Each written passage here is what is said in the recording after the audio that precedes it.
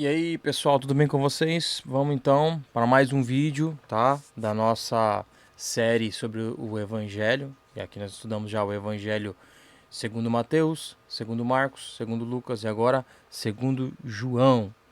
Vamos ler alguns versículos e vamos falar a importância desse Evangelho. O que eu quero trazer para você, antes de mais nada, é que você que não é inscrito no nosso canal, se inscreva no nosso canal, curta, compartilha, comenta, ativa o sininho, copia o link, manda para o máximo de pessoas, manda perguntas, comenta aqui, gente. Isso nos ajuda bastante, nos ajude a fazer crescer esse canal e podermos alcançar mais pessoas. De alguma forma você vai estar colaborando com o nosso trabalho. Eu agradeço vocês que têm acompanhado, que têm mandado mensagem, que têm pedido temas e a gente está organizando tudo isso para gravar mais vídeos de acordo com os temas que o pessoal está pedindo, tá bom? Eu quero já, iniciando, falando sobre o Evangelho segundo João, para falar quem era João. Gente, primeiro ponto, João é um dos discípulos de Jesus. João é tido como o discípulo amado e ele mesmo fala no Evangelho aquele que Jesus amava, o discípulo a quem Jesus amava. Em João 13 fala sobre isso, 13:23, o discípulo a quem Jesus amava. Ele era filho de Zebedeu, tá? Irmão de Tiago. Lá em Mateus capítulo 4, versículo 21, diz assim: E adiantando-se dali, viu outros dois irmãos, Tiago, filho de Zebedeu, e João, seu irmão, num barco com seu pai Zebedeu, consertando as redes. Existe uma possibilidade também, alguns falam que ele pode ter sido um dos discípulos de João. Por quê? Do João Batista. No Evangelho de João, no capítulo 1, versículo 35 até o 40, diz assim: No dia seguinte, João estava outra vez ali e dois dos seus discípulos, e vendo passar a Jesus, disse: Eis aqui o Cordeiro de Deus. E os dois discípulos, ouvindo-no dizer isto, e seguiram a Jesus. E Jesus, voltando-se, vendo que eles seguiam, disse-lhes: Que buscais? E eles disseram: Rabi, que traduzido quer dizer mestre. Onde moras? Ele lhes disse: Vinde e vede. Foram e viram onde morava, e ficaram com ele aquele dia, e era já quase a hora 10ª. E era André, irmão de Simão Pedro, um dos dois que ouviram aquilo de João, e haviam seguido, tá? Outro ponto importante é que João era conhecido como o apóstolo do amor. O apóstolo do amor. Eu sempre pontuo aqui para quem foi escrito o evangelho, é direcionado, né? É para todos nós, mas para quem foi direcionado. E fato João ele direciona o evangelho, né, para a igreja, para os santos. Por quê, irmãos? Porque naquela época estava tendo uma grande perseguição e a perseguição também trouxe a apostasia, né? Começaram a vir com doutrinas, com heresias, a perseguição começou a fazer aqueles que estavam mais ou menos a capengar na fé, dar aquela balançada. Então João ele vem e escreve. Porque naquele tempo alguns diziam que Jesus não era Deus, outros diziam que Jesus não era homem e que ele era só um espírito. Começou a virar uma bagunça teológica na cabeça dos cristãos. Então João ele vem e escreve de uma forma para que eles compreendam. E eu quero ler já o Evangelho de João, capítulo 1, versículo 1, diz assim: No princípio era o verbo. Vou colocar aqui. E o verbo estava com Deus, e o verbo era Deus. Ele estava no princípio com Deus. Todas as coisas foram feitas por ele, e sem ele nada do que foi feito se fez. Quando ele escreve isso, ele traz clareza para o povo de que Jesus é Deus, de que Jesus não foi criado, de que Jesus estava desde o princípio, desde sempre. Ele existiu e que ele criou todas as coisas. Nele estava a vida, e a vida era a luz dos homens. E a luz resplandece nas trevas, e as trevas não a compreenderam. E aí ele começa a falar sobre João, o João Batista, tá bom? Então é importante nós pensarmos nisso, né, irmãos? João, ele salienta, ele posiciona-se sobre a divindade de Jesus. Ele fala que Jesus era Deus. Ele registra em mais de 100 ocasiões isso, que Jesus se referiu a Deus como Pai. Então ele sempre enfatiza isso, né? De Jesus falando com Deus como Pai. Isso em João 14 está expresso também. Uma das maiores contribuições também de João é o fato de que ele registrou que o Salvador ensinou seus discípulos nas horas que precederam a sua prisão. Então ele ensina muita coisa ali. A oração intercessória que ele faz, né? A oração que é feita na noite, né? Da agonia, na agonia de Jesus lá no Getsemane, antes dele se entregar. Tem um ponto que eu gosto também de mencionar, que é o único evangelista que cita Jesus quando ele se entrega, quando eles chegam para prender Jesus lá no Getsemane. Deixa eu só abrir aqui. João capítulo, eu acho que é 18. Isso mesmo, João 18. Olha só que fantástico. É o único evangelista que cita isso.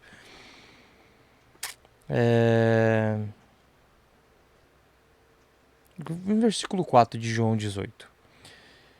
E sabendo, pois, Jesus todas as coisas que sobre ele haviam de vir, adiantou-se e disse-lhes: A quem buscais? Quando chegaram no Getsemane para prendê-lo.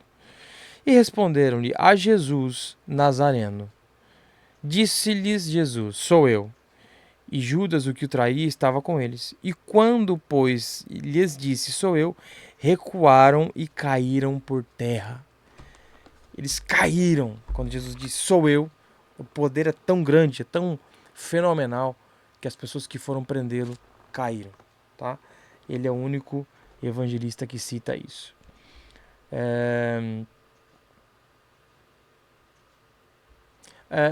João capítulo 13, vamos lá. João capítulo 13.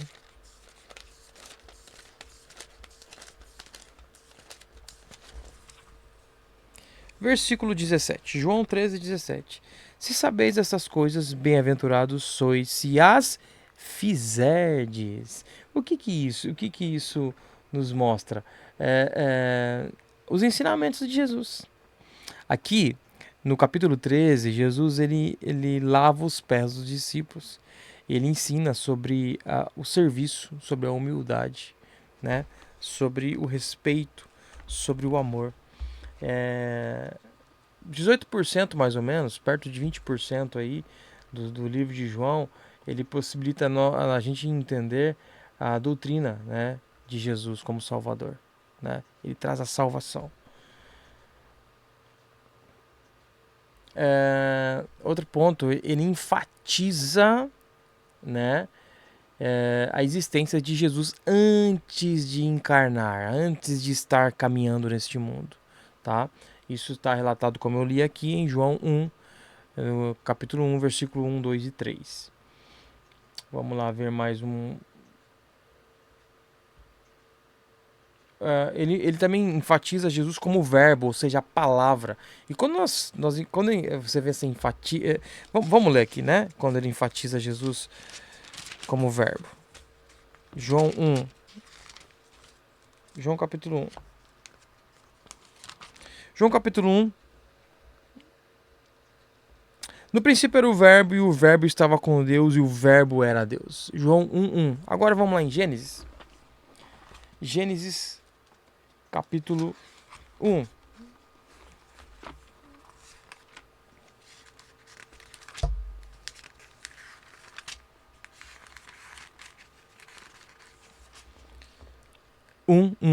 No princípio criou Deus os céus e a terra. Capítulo 1, versículo 1. Versículo 2.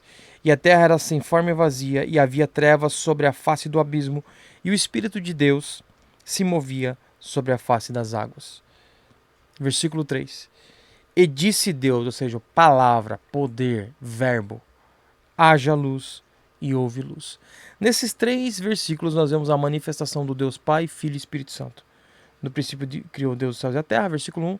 Versículo 2, e a terra era sem forma e vazia, e havia trevas sobre a face do abismo, e o Espírito de Deus, o Espírito, se movia sobre a face das águas. E no 3, e disse Deus, haja luz e houve luz. Ou seja, o próprio Jesus, a palavra, o poder, ele estava ali também presente na criação. E João enfatiza que Jesus é o verbo, Jesus é o poder da palavra. A tradição, ela afirma que esse evangelho foi escrito ali por volta dos anos entre 80 e 95 depois de Cristo, tá? Já no final da vida de João, então ele já havia tido acesso aos demais evangelhos quando ele escreve esse evangelho, e é algo importante a forma que ele escreve pelo momento delicado que a igreja estava vivendo, tá? Parte dos relatos de João são inéditos, né? Não estão em outros evangelhos, então tem muita coisa que você não vai encontrar em outros evangelhos.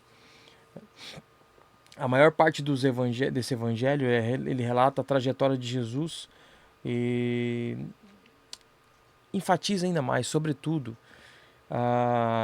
as palavras de Jesus durante os últimos dias aqui na Terra, né? Os últimos dias antes dele ser entregue, ser morto. Um ponto importante, né, de um texto muito conhecido de João, que João enfatiza, em João capítulo 3, versículo 16, que Deus diz que Deus amou o mundo de tal maneira que deu seu Filho unigênito para que todo aquele que nele crê não pereça, mas que tenha a vida eterna.